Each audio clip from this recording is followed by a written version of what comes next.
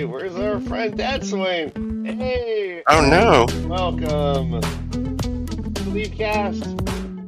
We are a live talk show based on the epic fantasy series Wheel of Time by Robert Jordan. We Yeah. are a full spoiler show, so if you've not read the entire series of Wheel of Time, please listen with caution.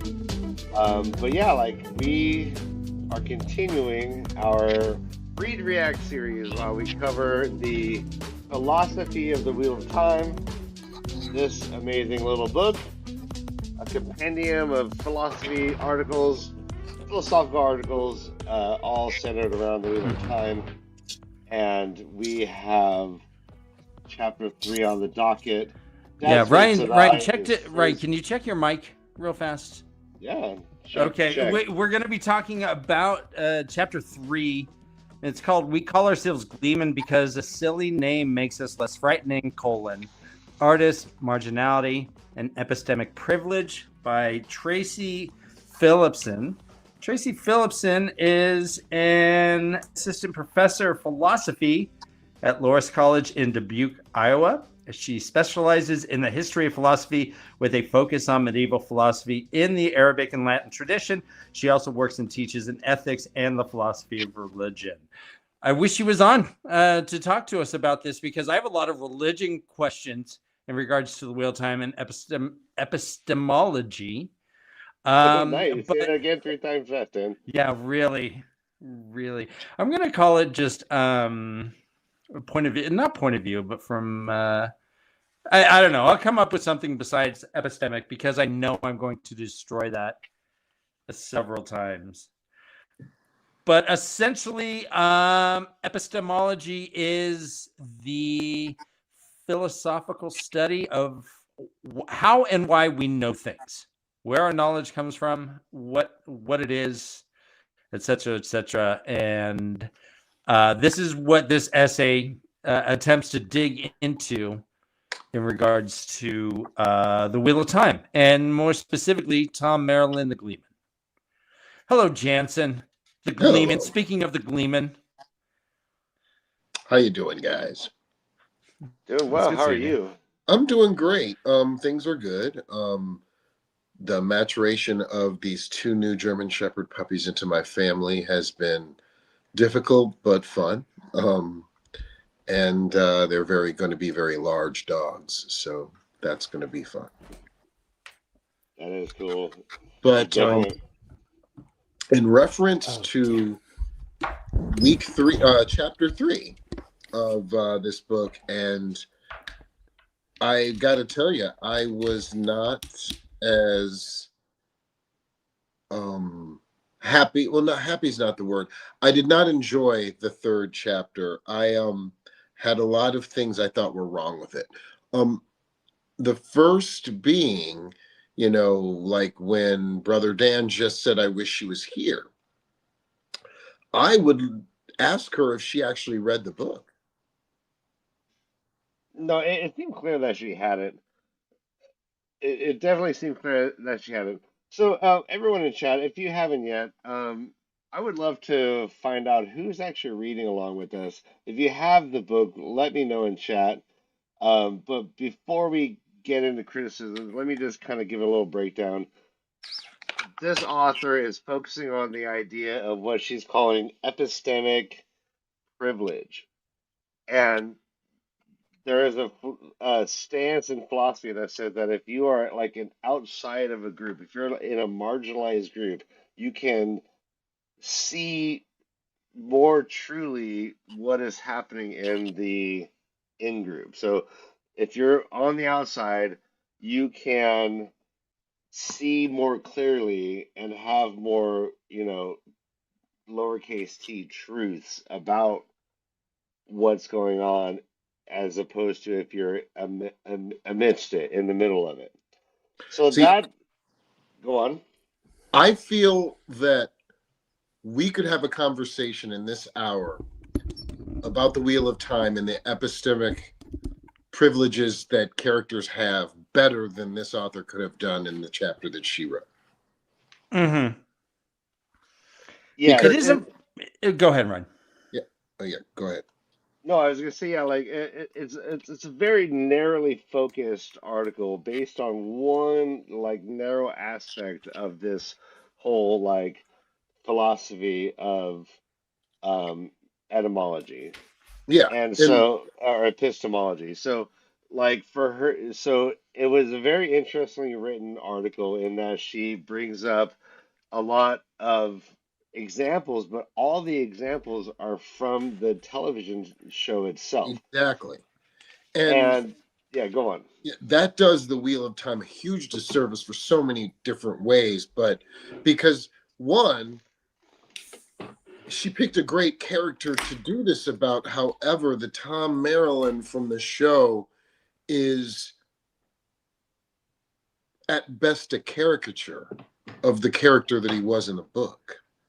Um, and there are, and it cheapens Tom Maryland as a character because she could have used way better examples from the Wheel of Time with Tom Maryland included from the book itself, not from this show, because she was writing some things about his knowledge and what he knows.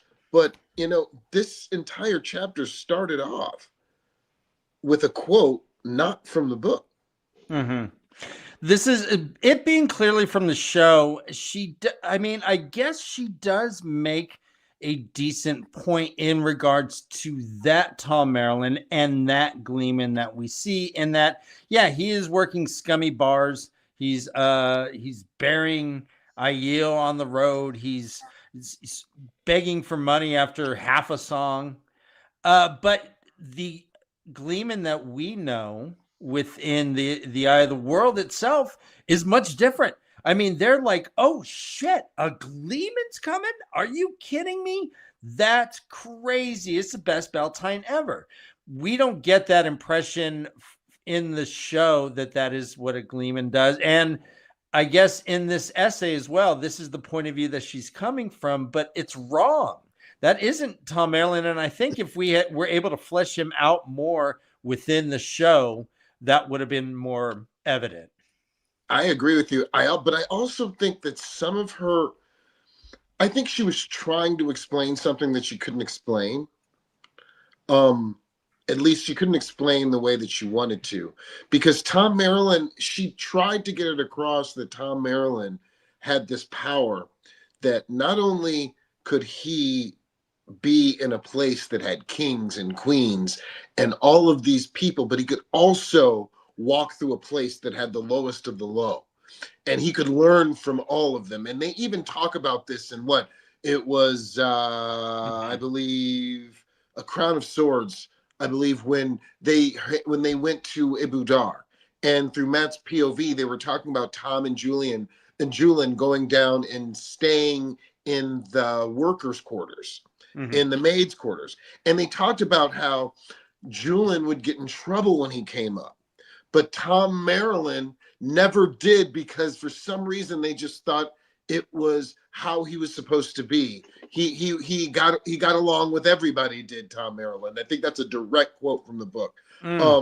And he was able to manipulate, to function and navigate the world in around everyone.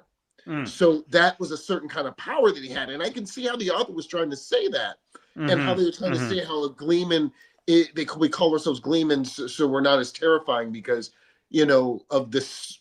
Even in our world, in the real world, we talk about knowledge is power, knowing history is power, and we understand and try to know history so we don't make the same mistakes that we made before. And these Gleemen are people who collected history and stories and knew all those things, making them powerful. Yeah, let's see No, what yeah, I Josh love has to that. say about Yeah. this. Oh. Yeah. Hi, Joshy. Hey guys, Hey, what's up, man? how's it going? Good. Well, thank you for being with us. Yeah. So we're talking epistemic privilege and marginality. So we were just contrasting the Tom Maryland from the show with Tom Maryland of the books, and Yeah, suggesting that was Her argument is mostly it doesn't make all that much sense if you have any idea of Tom Maryland from the books to a Yeah, certain degree. he's not a disregarded outsider who like he has a history of like relations with powerful people in court and right like in Sure. and Andal, and he's like he chose to become this kind of outsider person on his own instead of just like it being ascribed to him. What do you think of this Did he, idea or did of he flee after being kicked out by Morghese? I mean, wasn't that a part of his identity? Is that he kind of got ousted for having the feelings that he did, or like standing up to her in the way that he did? He did, but he was still able to function in all of those kinds of environments. Yeah.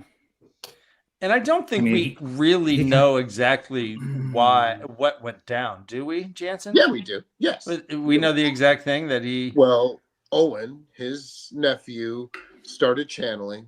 The Red Aja sent a message to Andor through the White Tower via Camelin to Elida, who was not only a huge, high up Aes Sedai in her own right, but obviously a Red, and advisor to Queen Morghese.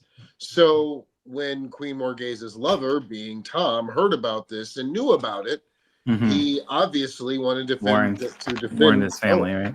Yeah.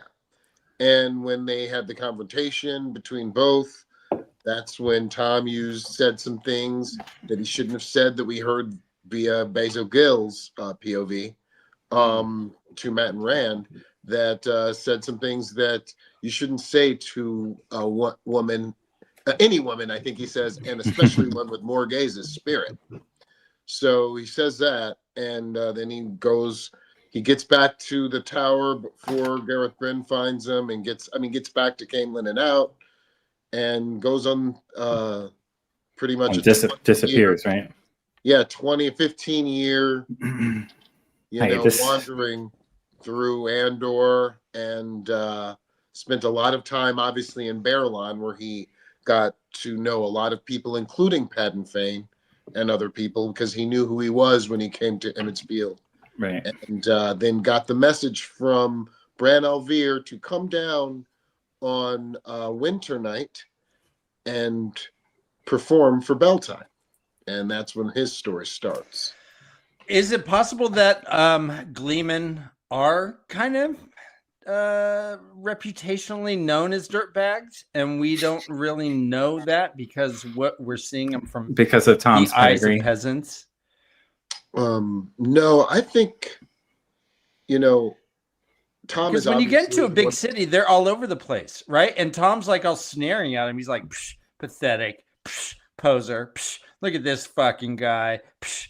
And he's walking and like he sees them, and yeah, they're cut rate. I mean, you don't need a state license or a degree in order to be a Gleeman. All you got to do is fucking juggle. Yeah, Tom also and be a bard, right? I mean, yeah. Well, he also, raises a very, very interesting philosophical debate about being book smart versus being street smart.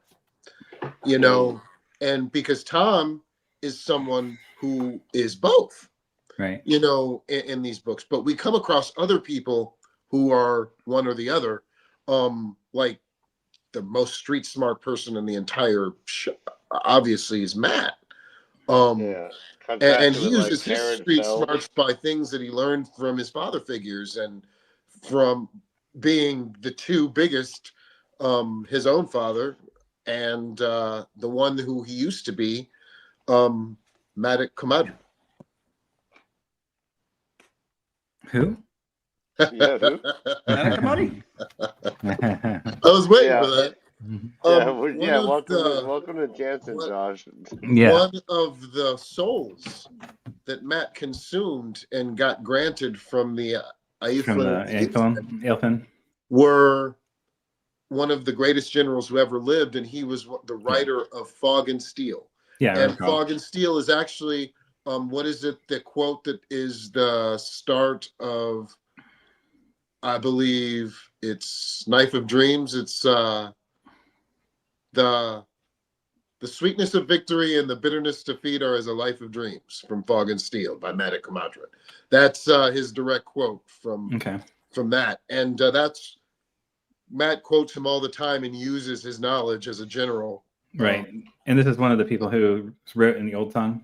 Yeah. And it's obviously was one of Matt's biggest influences. So I use him as one of Matt's father figures because Matt always quotes everybody he quotes, it seems, was a father figure, from Tom to Comadron, and especially his own father, who gives him all those wise things that he grew up with him. About the ladies. Yeah, he really about had the ladies, really... so many things. Horse it trading, really is true. If you can get a woman to feed you, you can really get on her good side. Things like that. And we get some really great quotes from Matt that way. But yeah, it's we see the street smarts in Tom when he's hanging out with all of the help, with all of the cooks and the maids and all those people who just he gets along with, and it's easy for him to get along. But we see him when he's talking to people like Elaine and kings and queens, and he gets along extremely well. And Tuon and the Shanshan all saw that, because they thought he was obviously a spy, obviously a very good spy. He gets along well in any kind of environment, and well with everyone. So they thought he was a spy because of him being street smart and being book smart. Welcome, man. Hi, Agus. All right. Sorry. Well, let me bring this back to the topic then. So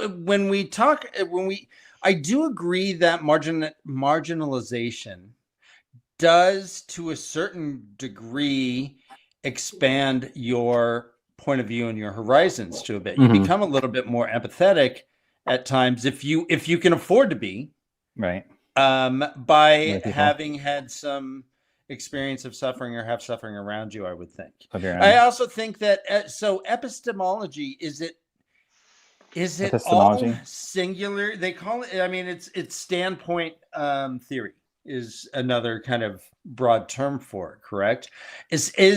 So if, let's say, my dad's generation, where they all were drafted and went to war, is that a shared epistemic? Is that point of view, or is it just through their individual thing as a soldier, as opposed to this one guy who was a tank guy to this one guy who was a general?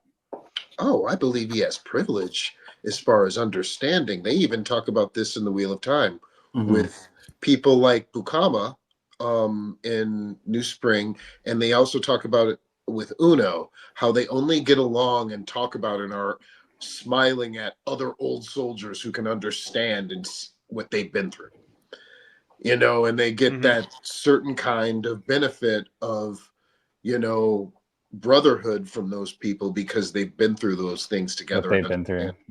The World War II, in the trenches, kind of. Yeah. Yeah. So that's the thing. So let's stay with Vietnam. So there was a certain generation that were drafted. There was a certain generation that were at school or something. And then there was a certain part of that generation that were able to bypass the whole process. And you would think their standpoint theory throughout their stories are each ripples out. I would think the person that stayed at home does not have the same epistemic privilege, I suppose, to someone who was deferred because they were in college, as opposed to someone who actually went overseas and had to fight against people they don't know. So I agree that marginality does, you just get more experience, right? Well, it's amazing that a coup could start from something so humble of a conversation like this, but it obviously could. But on the flip side, because Lord Barthanes seems to be president, so it doesn't matter. It's like, and I don't think Barthanes ever held a pike in the Wheel of Time.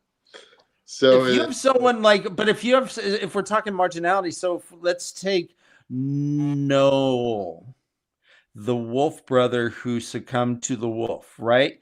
He was perhaps the most marginalized person. Does his epistemic privilege then is that just like max? I'm not quite sure how we taking the one who had the shittiest lot in life in the story and saying that they are epistemically more privileged or have more well, privilege is a weird term for it. I mean, it's more that all knowledge is situated within the context of your social experience. It's not that one takes priority over another. There's a hierarchy. It's that all knowledge is always contextualized. The generation of knowledge itself is contextualized within the social dynamic relationship of the thinker and their experience of the world. It's not that any of them take priority. It's just that each of them has their own origin, and knowledge that's generated within each of those perspectives is different, right? And so, do you deny the idea of epistemic privilege then, or do you want to? Do you feel? I think what they're trying to get at is like they're trying to name a phenomenon that is like exigent. It's just happening, and they're trying to name it. And they're trying to like label it and honor it in a way. Mm-hmm. So like, and I understand it's like when you're like oppressed and there's like power dynamics are working against you. Mm-hmm. Like I understand like looking into that and trying to give it like a voice and give it a name and honor it, like literally saying like you, but it's such a the idea of calling it privilege, I almost wish there was a different word for it. Well, that's what I was about to say, because who are we to judge and say gnome is the lowest of the low? The wolves wouldn't say that. Yep. So, is it depending on who's looking at it, it could be a specific privilege. Yeah, sure. I mean, you could be like, in a you are lower part of class. our group because we understand, so it could be a privilege, and definitely and that's why I didn't like this chapter, because it was almost like she was trying to say an advantage is a privilege, but these privileges or advantages, a lot of them, especially Tom's, especially his more than almost anybody else, were achieved by trial and error and about the things that happened to him in his life.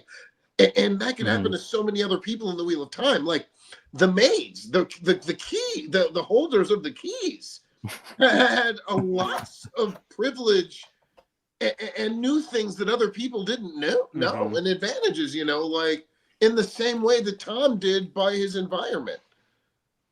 Well, the author here does say in the very last paragraph, it reads, perhaps if we view Tom's epistemic standpoint as not privileged but different, we can retain some of the positive aspects of his special place as an artist with access to multiple social systems without having to take his view as always correct.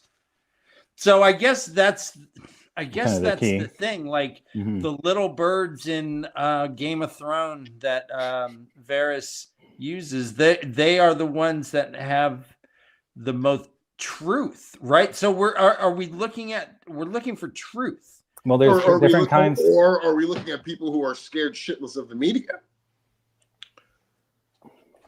Because what do you mean? Lay that out more. Well, they keep saying that Tom is like, especially this author, because she obviously didn't read the book. She was just going from the show. Talking about and focusing it on a quote that never came from Robert Jordan or Brandon Sanderson about, Gleeman being the most dangerous people on the planet. And they're referring to what they know because of what they remembered, what they can talk about, how they can recite history, and how they can make sure people don't, especially tyrants, don't make the same mistakes that they made before, so they don't show up. So it's like, so why are you trying to silence the Gleeman? He's the guy who remembers everything, who's trying to tell people what's happening.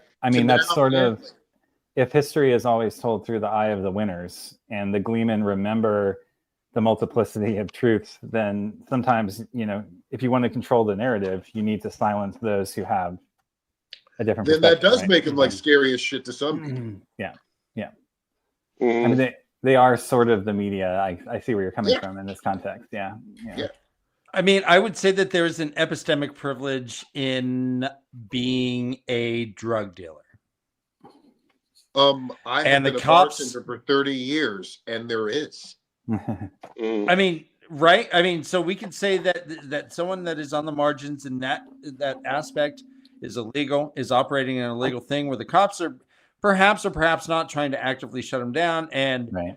they are just going off of leads, while you, as the person on the margins, as someone either purchasing or dealing, are in the know. Let's say you know which garage to knock on. I mean, the show The Blacklist is all about this. It's all about this. It's about a guy who's horrible, who has a position and uses that to get less horrible people put away so he can hold the status quo. Okay, so let me piggyback off that then, because we have characters within our story who have voices in their head or have memories that are not theirs. Yes. What is Matt's epistemic privilege if he is well, you can argue endowed with these Rand has instead of that too by carrying the memories of past dragons, right? So yeah, Luce Theron and such. Yeah. So I mean, even Brigitte remembers earning her privilege, I suppose, her difference. She was there. But what do we do with Matt? Matt did Rand? 2 different separate ways, though, remember. Matt was never without money. And anybody who you are ever around without money is always somebody you want to be around, because he's always has money. And all of the douchebags in Tyr and Carrion and everywhere else wanted Matt around, because not only was he fun to be around, he had plenty of money. So that put him in those circles. But his memories instantly put him okay and in good graces with every soldier that was around him. They wanted to follow him as soon as they talked to him within 5 minutes. It's the band of the Red Hand having this kind of allure. He had that privilege of and Piran and Matt and Rand also had the privilege of being as charismatic as they was, because they were Tavernus drew people in. Right. But yeah, if you're a soldier and you meet a guy like Matt, you're like, shit, man, this dude, we don't lose. We're making money. We're doing well. like, let's go. Right. But yeah. So how do we bring epistemology into fantasy series like this, where you can have? So I'm still struggling. Well, remember, are the two? So a dominant group can have epistemic privilege, right? Because their knowledge is readily accepted as the status quo, whereas a marginalized group has epistemic privilege and understanding their own experiences and oppression from firsthand understanding of the world, right? So both can be true simultaneously. It's not that there's only one type of epistemic privilege. It's that different perspectives have a privilege over others. Yeah. And in general, the less marginalized you are as a group, the more epistemic privilege your knowledge and power has in being accepted as the status quo and recognized that more easily as truth, right? Well, and there's that word, truth. Like, I feel like what this person is arguing is that is the opposite. Epistemic privilege gets you closer to truth. Not just you have a different POV and you could like access. Exactly. If you're marginalized, then yes, it gets you closer to the truth on the ground, right? Like that's where you go back to Little Birds. Yeah, this is another reason why I so wish she read the books, because you were asking about Matt, another very, very subtle way that he had this privilege, where if you even, and this was such creative and great writing, if you even remember and read back how different like servants and like, waitresses and owners and bartenders in the books treated Matt differently than they did everybody else. They liked him. Yeah. They really truly liked Matt. They had a camaraderie with Matt from everyone. And this goes even into other people like the wise ones. I believe it was as soon as him and Rand got back from Roydan, in Rand's POV, it says, like always, Matt getting good with the women. And, but he made the women laugh and just like always, and it was like that Matt was a good with common people, because that's where he came from, and he stayed to that. But that's the more thing than that he anyone else, I plays believe with. he did. That they're better with women is something that they all three of the boys like Yeah, say thought about one each other. another. Yeah. It So was it's a little hard for me to like latch onto that. I agree with what you're saying, but it's also like oh no, you can. there's a There's other ploy there that's examples. going on. Oh, there's so many other examples. Like remember Satella Anan in Mhm. Abu Dar. As Mhm. soon as the girls came in looking for Matt, she jumped on to save him, and she even told Matt, Right. "I'm in this to protect you." You know, all I mean, Matt had a way with servants and everyone else. You know, he more so. I mean, people were scared of Perrin and Rand. Mhm. You know, like Perrin was this monster of a man with yellow wolf eyes who always looked pondering and mad, and Rand was a ticking time nuclear bomb walking around. Right. Matt was a likable guy for the common man. Let me get back to Noel. So Noel, the existence that we had of Noel was that they essentially had him locked in a cage, would toss him food, he would snarl, he was just kind of stuck in the dark for a while until someone let him free. It was a parent said, "Go, get out of here, kid." Mhm. With that level of marginalization, is there a point where your epistemic difference in privilege begins to shrink because of the level of your marginalization? If you're in like let's say you are a demone stuck in a cell with no windows for like 2 years, does this increase your epistemic core by being so marginalized, or is there a point where it's just too much and suddenly this epistemic whatever, this standpoint no longer is valid or no longer works because you are at a point where you've been abused to you hear what I'm saying? I don't know. I think anybody in any position, I don't think you have to go through anything bad to actually be put in a position like that. You know, to be put in a position where your environment benefits you, whether that's people or just the land or whatever, because of what you've been through or who you are or anything like that. I don't think being good or evil or the thing that happens to you matters. Like, But no. I'm not. According to this, according to this article, we have as an example where Matt is going to steal from the Dead Aiel, and Tom, instead of stopping him, it says, "quote Indeed, the Gleeman sees the embarrassment on Matt's face and steps away, saying, 'We've all had our desperate moments. Tell me when you're finished.' As a person who exists not only on the social margins, but also on the economic margins, relying on donations for the Gleeman to make his way, it is no surprise that Tom can understand Matt's desperation." how dare she, though? You know, it's like she's writing this from a standpoint as she's better than someone who makes a decision that she wouldn't make. Well, I think this comes down to that question of like ethics versus morality, right? Like, yeah, for ethics, sure. ethics in this case, like Tom can recognize that there are situations where like making a hard call like that falls within the realms of need. Yeah. Yeah. Like, do you think the Matt in the books would have done that?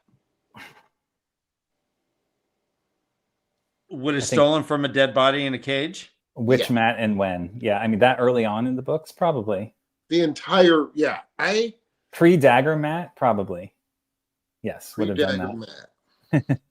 Which is what was going on in the show too. Right? I agree. I agree with you. Because pre-Dagger Matt stole the dagger. You're right. I believe you. I don't think he would have. I think the Two Rivers probably has some sort of respect for the dead, and he would have kept his dirty hands off. But this Matt also stole from a woman that he was about that in the Wheel of Time. When is that? When was that? Oh, New Spring. That happened in New Spring when what was the Kiedron? Kiedron was his name, I believe. Who was the guy who tried to shoot who tried to kill Moraine and shot Lan when he was young with Bukama and Rhine. And he was paid to do it by that guy who was after Moraine. What was his name? I don't remember this. I can't remember. That goes deep. Cerberus. That's what I meant to say. Welcome. I'm glad you're here.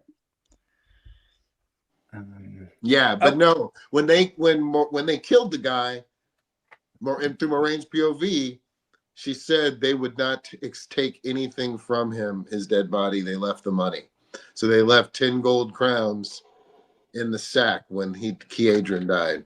Okay, yeah, this is coming back to me now. Okay, yeah. I mean, if Matt was playing D&D, he totally would loot the bodies. But I don't think real life Matt would necessarily loot a body that's hanging in a cage. I don't think so. Is this when he gets Lan gets shot by the bow and arrow from like far away? Yeah, that was okay. Kiedron, who was under Lan's command. Don't they choose to leave the money though because of where it came from? Yeah, she said they wanted nothing to do with the man. Yeah, that's what that was the text. It says I think it said. They wanted nothing to do with him, not even his money. Right. Accursed. Well, so I would like to bring this idea of epistemology into the real-time novels themselves. So what's fun about how Robert Jordan wrote it is it's a POV-based, like first-person POV, and it's a flawed POV. And we get to, like, we've had many discussions about how is this all working out? Like, someone asked Robert Jordan a long time ago, why are there no churches? And he said because the concept of good and evil is self-evident to these people, which is very interesting. And I've thought about that for a very long time. How is this even possible? And we have these examples of, like, we're introduced to the idea of Forsaken because Forsaken were stories that children were told by their parents to, like, make sure they don't wander off in the woods alone at night, right? Like the Forsaken were just like evil boogeymen, who just happen to be real. Yeah, we have evil boogeymen. I haven't met the monster under my bed yet. But I believed it existed before. But these people like scare their kids, and then it turns out, Grendel's real, Samael's real. It's all kind of twisted around. Like I don't know how to start the conversation, but how is it possible for that an entire race of being, the entire Randland itself, know unquestioningly, not even faith. It's like they just know, like they know that there's a dark one and a creator, like they know the sun is going to come up in the morning. Well, we have to start with it being a fictional land, right? But still, it's look at Russia, right? There's no religion in Russia. There's not supposed to be, and they've been given a set of rules of what they can and can't do, what's been right, what's wrong, and they follow those rules. And as a population, if somebody steps outside of those rules, they're wrong. If they don't, they're right, I guess. I guess it could be as simple as that. We do have the white cloaks who have the zeal to, tell people what to do as far as what Lothar Mantelor wrote in the way of the way, and it follows the light. Apparently, but I think Ryan's asking, as far as from an epistemic, where do we get our knowledge from? We have an entire land of believers, and they're right. Gosh darn it, there is a dark one stuck in a boar, and there are Forsaken, and etc. I'd like to know what this quote actually is. I mean, I'm not seeing it, just Googling, but which quote? What Robert Jordan said about why there are no churches in the Wheel of Time.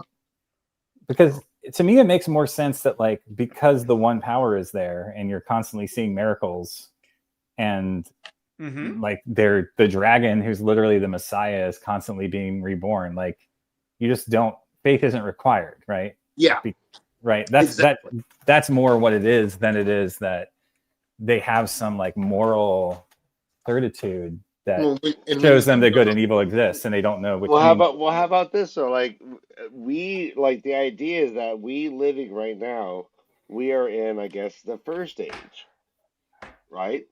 And in the exact same world, Sure. we are a turning. That's why there's Mercedes-Benz symbols. That's why there is fucking Well, I mean, there can be a graphs or parallel. whatever. It doesn't have to be our world. It can be a parallel world where there's also Mercedes-Benz, right? Like, Okay, well, but okay, yes, it's but that enticing. It's enticing to think. so that, but we don't know this stuff. We don't believe this stuff. It's not self-evident to us. We need churches. We need like prophets. We need people like leading us around, telling us to give money and shit. Like, but in like 2 ages in the future, they just know. Well, Yeah, but go ahead, Jensen. think about this. So you go back 300 years, 2,000 years ago, and you tell somebody about a guy named Neil Armstrong. Now, keep in mind, this guy's name is Neil Armstrong, right? Yeah, okay, I'm with you. Who flies to the sky, to the stars, and comes back. That is far, far, far from even a fairy tale 2,000 years ago. That is something you can't even imagine. That is... It's literally like of the gods, yeah. Speech, right? Yeah. That's godlike speech. That's okay. You're talking about Apollo. That's what happened. Or Icarus. So it's that far of a stretch to me. How a name could change in 2, 3, 4, 5,000 years. I mean. Oh, absolutely, yeah. Well, but let me get back to but this is just known. There, as far as epistemology, is this just considered cultural knowledge that's more or less species wide? Well, yeah. I mean, even the Shanshan know about the Dark One and stuff. They just have different they have different rules. They're a different sect of the whole thing, but they're still monotheists. They still know about a creator and a Dark One. Well, some of the things that everybody celebrated. Remember, us as societies, a lot of our holidays are religious based, like Christmas, Hanukkah, Yom Kippur, and all those other religions. And in the Wheel of Time, we had Beltane, which everyone celebrated. We had Winter Night, and we had certain other ones that other cities did, and other places, countries did not celebrate. So there was a lot of differences between the way that people, celebrated culturally. But then when you think about other things that might happen in religion, like getting married, things like that. Where did people go to get married? They went to steadings, to Ogier. Like rich people went to Ogier, or they went to Aes Sedai, or they went to the Mare, or they went to the Wisdom, or they went to, they went to all those things. And that is like 99% in our world. Most people go to a religious-based thing for that. Mm-hmm. But in the Wheel of Time, they went to where they would have their, their mental focused, I guess they're spiritual healers or whatever. The healers, the people of authority is where they went to get married. Apparently, the mayors, those people, the Aes Sedai. The state. How about it's a social construct? Here's a question. Like, what is Robert George saying that like in 2 ages from now they've evolved to this knowledge, like it's epigenetically passed on in a way that like, right? Or is he saying that it's just culturally reinforced over and over again, so that like all peoples believe in this. So, and I want to And what is the argue. this that you're talking about? The one power, or are you talking No, about good no, and the evil? idea, the idea that like there's no like what he said, I think is like the concept of good and evil is self-evident. Like the creator and the dark one are self-evident. So here, Nomagarden says the answer is the one power. If Yeah. common people today could walk around performing miracles at will, we wouldn't have as much need for that confirmation. And I Or want to even to argue witness a that single miracle. I mean, not I to be know. the All right, hey Yeah, guys, we were we just are the best nominated gay for the streamer. best gay Thanks, brother. streamer. Baba Wait, pause. Herty 13, Wait, you are so so wait. right. You So are so if right. but I want to put out that like in the Two Rivers, we Mhm. hadn't seen channeling most people's entire lives. Maybe They've never Tam saw witnessed it. some Not shit when he true. was out. Not So, true. They just wh- didn't know they weren't seeing it. but that's Hmm. different. Unless the channeling is like making them believe in some sort of weird way, like it's like tacitly, like they're just like, oh my God, like I don't know what I'm seeing, but it must be God or Well, whatever. But like, Well, like think about that though. That even arises a whole new question. People in the Two Rivers were seeing healing like it was normal. They go no, someplace else and be like, they "Why does thought the this dude have herbs a were really broken leg? powerful. Nynaeve could have killed that in a day." You know, their normal was different. yeah. I mean, I definitely a big difference between those who live in the cities and those who live in the country. And I mean, the Two Rivers really are like a backwater town, like, and that's the whole idea is that like we see like they don't believe in many people don't believe in Trollocs until they literally show up, right? Like those are Yes. also something out of a story, right? So I don't think it's epigenetic by any means. Like it's still culturally, societally passed on. There's still stories, and yes, some of those stories get lost to time because there's so much space between the common Mm, people seeing the Trollocs and a Forsaken and the mm. one, like things get lost. The one power gets lost in these backwater worlds. Now, even the Aes Sedai have forgotten things about the Age of Mm. Legends, right? So it's clear that there's still some sort of transmission, and that as people were killed in these like great battles, and like as the wheel, the turnings change, people lose access to some of this information and knowledge, right? Mm-hmm. Yeah, so how does the idea, okay, so like I'm trying to understand, like it would literally be like if all of a sudden the devil was real and God was real, heaven and hell were real. You could visit But do them, you we could really interact with see the them. devil, or do we only ever see people's The dark. behavior that looks evil? Then what I mean, like We Bran never battled see. the dark one. Yeah, Well, yeah, yeah. You say and the word literally the last Shaitan. 100 pages, 200, 300 pages of You the say book. But Shaitan, and you'll get sick or your that's crops will fail. superstition. But many people believe that's superstition, even in the Maybe, books, right? maybe they also think that fades are fake. So I mean, Yeah. why wouldn't it? Actually, why wouldn't it be real? I mean, everything else it seems is real when it comes to this. Well, Everyone who doubts things are wrong. Why but wouldn't it ask be real? yourself this question though: us as a society, for the most part, the people that you see every day, for the most part, know our generic ideal of what's right and wrong. Correct? Sure. Why? Mm. Why do they know that? That's right. I don't know. Why do Yeah, they that's know? what we're talking about because they are correct as far as the cosmic big answers. They're right. They Yeah, I mean, know, and everyone knows. Josh, would this be considered epistegenetic? Fucking Epigenetic. Epistemology. epigenetic. Is that epigenetic knowledge? If everyone knows about a creator and it is in fact a creator, and everyone knows about a dark one and there is in fact a dark one, is that Not if no one necessarily, right? experienced it, is that then No, because it could fuck? still be being transmitted by societal norms and stories and traditions and myths. I mean, we see those, Uh-huh. right, in the projections that we get from various prophecies and the stories of the past, and right, like in different cultures, like Tanchico obviously has a museum filled with mythological objects Sentai from legend. previous turnings of the wheel. So it's clear that information's there.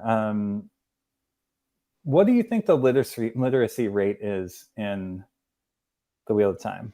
That's a great point. And also, like, the idea that like this is still like a oral history, mostly oral history, Right. like society. Mm-hmm.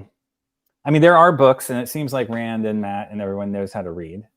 It's is that unique to the Two Rivers, though? Is that like Kerala? I believe it's unique to the country. Right. There's some countries like Tyr that literacy is not as commoners have less than they would in other places. So Uno didn't know how to read. And they talk about that with Swan. Wait, Uno doesn't? He learned how to read, right? Yeah, in New Spring, they talked about how Swan Sanche had to learn how to read. Right. And she grew up in Tyr on the docks and in the streets in the Rahad and all those things. And presumably the Sharans aren't like reading books if they're from a slave caste, right? Like, no. But they all read the same book, guys. And we also know that James fucking Farstrider. Huh? Yeah. We know that and also the higher up you are, the wealthier you are, the more likely you are access to more knowledge than you would. And even their quote unquote, not religion, but the way that they study the prophecies of the dragon, they call it the heights of ascension, levels of ascension. So, they have certain people who are at the 9th level of ascension, this level of ascension. And the higher up you are, the more you know. And we have to assume that Tylee Kirgan had some kind of knowledge about the levels of ascension because she knew about the wolf holding the hammer, the Wolf King, and all those things. Yeah. So when I first read this whole series, I remember thinking like this is like the whole idea of the cosmology of the place, and everyone seemingly knowing what the cosmology is and being correct was all weird to me. Like it almost like. Well, how much? Okay, let's. So let me. So wait. Go ahead, Ryan. I do want to take a step back from what you're saying when you're done. So like even that, like the beginning of every book, it says like wheel of time turns and ages come and pass, legends become myth fades to fucking whatever as ages turn. Like that in and of itself should tell us something, but we have this notion of there's a creator, there's a fucking wheel, there's a dark one, and there's all these like ideas of how the world works. That why is that not faded to myth? Why is that a persistent thing? How epistemologically, how is that even possible? You know what I mean? Like, why are those and I'm going to call them capital teachers. Well, some of them are teachers. We know there's a dark one, at least that's been confirmed. All the other shit could be just fucking wrong. And I always assumed it was wrong. like the first time I read it, I was just like, oh yeah, this is just like the way they see it. Just like I look around and most people believe in God and heaven and hell. Like that means nothing to me. I imagine if I was a Randlander, I'd be like, yeah, fuck the wheel. But I think Robert Jordan, if we asked him, he would just say they just do and just leave it at that. I was about to say, I mean, there's an agenda here, and that's actually when I wanted to take a step back and talk about something else as well. There's an agenda. The writer has an agenda. Okay. Yeah. Robert Jordan believes this about the world. This is what he believes. This is why he writes it from this perspective. And what his mission is to convey like that this is the truth that humanity would have if they were viewing the world through my eyes. And I think that's a really important, that agenda is really important to understand and recognize. I mean, there's also some other things that like, they have in Randland, they have the unbelievable gift of having proof of so many things, of good and evil even. They have tangible evidence that if they say the Dark One's name, something bad happens. Right. So, and I have a fantastic theory about that too, by the way. We can talk about that later. I for some reason believe that the Dark One actually was made was cursed by the creator. Yeah, sure. And it all goes back to the saying, his name will never be spoken. Oh, I interesting. mean, No, it's a very no. Lucifer-like mythology there. Yeah. I mean, But each example, though, I mean, like I'm gonna put in there, each example of someone saying the Dark One's name and then something bad happening, quote unquote, like it could be coincidence. It's mhm. written Could in be. such a way Could. that it could, yeah, yeah, and you're right, and like I think it was like Ishamael was in a battle with Rand, and he was losing. He's like Shaitan, come to my aid or something, Yeah. and then he gets a little bit more like buffed up, Well, but we also know when Billy Conger said it, his entire family got yellow-eyed fever, and his entire garden crops all got And the ground shakes. I mean, you some get kind of, tremors. yeah. But I But mean, so so we do know that it did happen. Like something bad happened at least twice. so when we talk about so we know that the creator and the Dark One exist. You don't really need advocates for it, correct? But when Rand comes out as the dragon, this isn't a given. This is the variable, and suddenly we have a prophet. We have followers. We have people that are like acting like this is a messiah figure, but not everyone does, and not is so. This is like where the break is like, sure, there's a god, yeah, we all know that, but this guy here being the dragon, I'm not sure. And so that's where it gets a little interesting, and that's where you get the Masada or what's his name, Messama.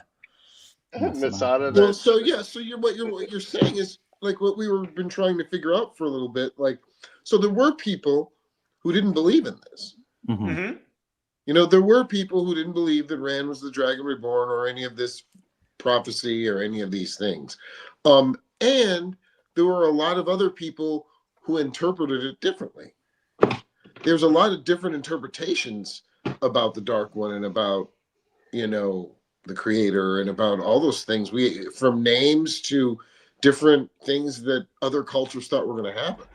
So, everybody wasn't on the exact same page. Um, Even when it comes to good and evil, there were different cultures and different people, even different towns that thought differently than others would have. Well, many people Like, believe that all male channelers are evil because their last experience with male channelers was that they created the breaking, right? So, I mean, Yeah, I I mean, think, but yeah. they were right though. Until Rand cleansed the taint, they're all gonna go mad. At yeah, some point, they're all sure. like AI, like robots, out of control, like maximum overdrive. Just fucking shit up. So do you guys buy the term epistemic privilege? No, and let me get into my criticism. My criticism is that like these types of philosophies, I always that try to like talk about humans being human, this reductive language, I think it's effective in some ways in terms of like trying to like help people. I don't know, especially like when we're talking about feminism and marginalized communities and Mm-hmm. like trying to like honor their experiences. That I'm all for that, but like Mm-hmm. to try and get at a truth of how we and under know what we know, I think this is like one of the most reductive and silly ways to look at it. Like I agree. you could talk about like there's marginalized communities, but within that marginalized community, you could be a fucking drug kingpin, or you could be a drug mule, or you could be like like a trafficked human from the kingpin. Like all those are in that like little sub community, Mm-hmm. and but your experience within that means everything. So like it's Mm-hmm. all about perspective. It's too um matrix, it's too multifaceted. If you try to like link them all together in some sort of graph, like it's it's a million points of light in terms of Mhm. how But I think that's the humans nature of like reality, grow. isn't it? I mean, that Mhm. No, I guess I would absolutely. push So back and say that, like, well, that's actually like, it's not reductive in the sense of it's actually revealing the multiplicity that's actually there, and trying to put it within a system or a structure is actually where you fall short. So yes, it can't be structurally defined, but that doesn't mean that that knowledge isn't generated from a perspectival position, right? no, So I I guess that's understand where I that, would differ with you. but like to just like to try and like parse things out as like okay, epistemic privilege, in the way this author was trying to get at it, which in Okay, the yes, end I I think don't she. agree that she did a great job, but I do think the Mhm. concept of epistemic privilege is real, and that, like, even if you go all the way back to like Hegel, who like coined the term, talking about the master slave dichotomy and like Mhm. the perspective, how different knowledge is generated within those systems, like there is meaningful, there's meat to be had off that bone, like Well, in understanding human experience. I'll go Yeah, right but to my yeah, wife who has been pregnant a few times, and I will never. I mean, her Yeah, standpoint theory yeah. is a privilege. I won't be able to. She's experienced something I never can do. I never will. I won't say it's because she's marginalized. I would say it's because she's not me and I'm not her, and we're just different. So that's, I think, where it comes from to a little degree, yeah. is stacking privilege on top of marginalization. Well, it I doesn't think have to be sometimes. marginalized. It's just different vectors of experience, right? Like when a woman tells me that they can feel the soul come into their body when a baby is incarnated in them, like I can't disagree with that, right? That is an You experience I can can roll have as your a eyes man. though. No, you Yeah, I can't. you can won't. I'm sigh not under going your to. breath. I'm going to lean into that. I'm going to lean into that because that is their experience, right? Mm-hmm, mm-hmm, And mm-hmm. who's to say that that magic isn't real? Now, do I like have to necessarily agree that there's a soul? Well, maybe not. Yeah. Yeah, but they feel kicks. I mean, this stuff this is a privilege that we. But I don't see it as a result of marginalization unless we consider like Well, not the all whole epistemic privilege feminine comes from movement as being marginalization. marginalized. It just comes from having it being a non-dominant grouping of experience, Right, right? but when I'm interacting with this essay, I'm finding that Yeah. there's this marginalization, not only aspect but like catalyst.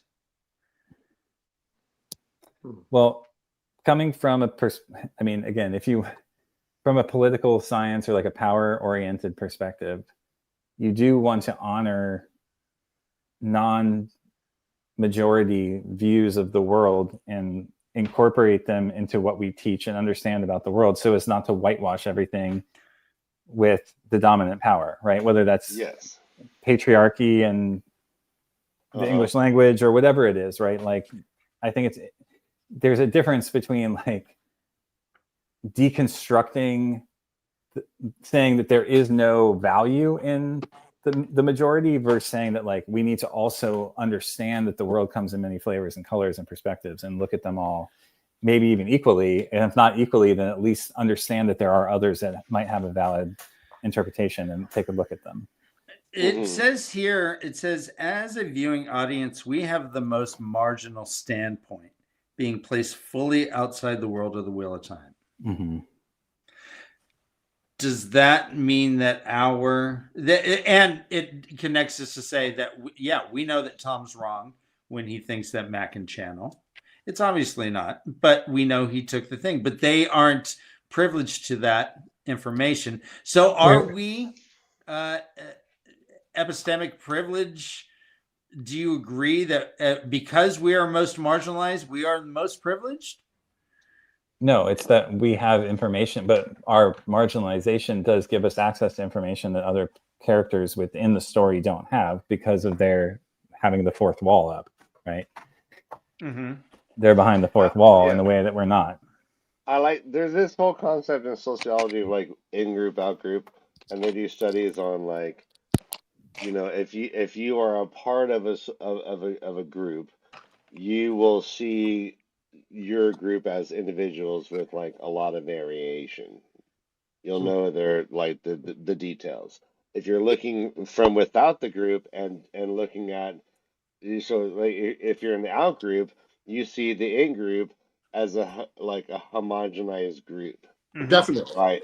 Yeah, and so I'm seeing this throughout this whole concept. Like, yes, I understand that. Like, if you're like a marginalized group looking at like the bourgeoisie, you could see them maybe with some truth, but also like if you're in the bourgeoisie, like you have access to knowledge that's relevant, that's not relevant to the marginalized group, and it's all what is like about what is valuable to your survival.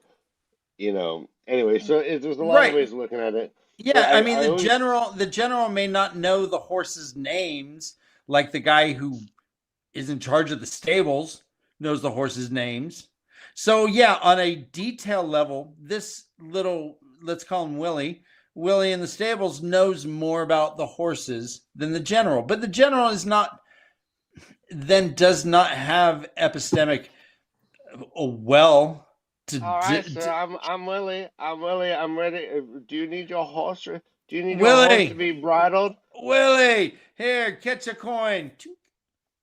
I got it. Oh, thank you. I'm Willie Willie, from go the get my horses. horse. You remember my horse's name, don't you? Oh yeah, your horse's name Beauregard the No, you third. stupid. It's Bella.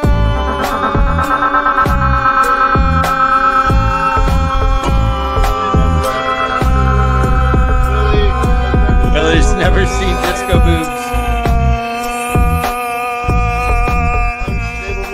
Stableman Willie is seeing sounds and hearing colors.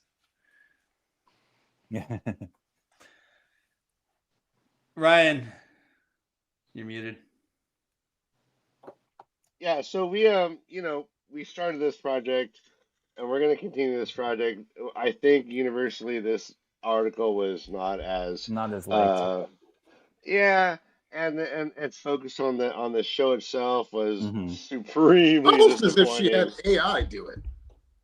Yeah, there's And it's a okay. little pre-AI. It did seem like it was a longer piece that was cut in half, and It they just did. cut off the front and cut off Mhm. like. It's here's what I felt. It would have been what I would have done writing as like, oh my God, I got like a 10-page essay I gotta write. I'm gonna flesh it out with a lot of like show recap and then couple points Yeah, that she aren't only gotta had remember two this- resources. She might have been an So undergraduate. Not all these people are professors. Some of them are undergraduates. Some she's of an them are assistant graduate professor. students. Yeah, Well, yeah. Like, Way better I if don't, she written about the book, Tom. I Totally. know it's funny. Yeah. I called She my might brother and different I places. called my brother and I was like, man, I wish you read the books. And he's like, yeah, I wish you read the books too. Next week, we are getting to the subsection called Alive, Alive. Gloriously Alive today. And Nice. chapter 4 is I have called a T-shirt that says that, so I will wear that shirt.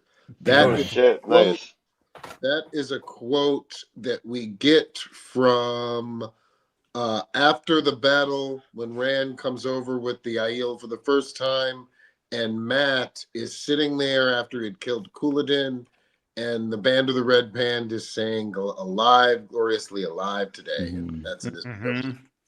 We'll be reading chapter 4. It's called The Anti-Natalist and the Aes Sedai. Should Randolph Thor save the world? By Kenneth R. Pike. So yeah, All we're gonna right, get into natalism. should Rand do this? Anti-Pike. Yeah, we Guys, did get thanks. my biggest. Go ahead. Yeah. No, the funny like the biggest argument against this whole thing is just like the people who knew the most were the most connected. Mhm. And then if you read the books, like that would have like undermined her entire argument, but she didn't. She didn't know about Cat Swain. She didn't know about fucking Moraine's like body of knowledge. So yeah, like the Aes Sedai were like the dominant group, and Do you know about Mistress Harford? Right. all of it, or Yeah, Herod I mean, Feld. seriously. God damn it. I miss Herrenfeld. Josh, I feel like you're the Herrenfeld of Tavern Talk. All right, yeah, everyone join us in Discord. Take your shirts off. We're going to be hanging out, talking. We're I'm on alive, gloriously vacation. alive today. Sounds good. All right. Bye. I love you all. See you guys next week. I Peace should be be home upon you. Happy next week. Thanksgiving. Have a great Run for your Thanksgiving. lives. This is the way of the leaf. Ah!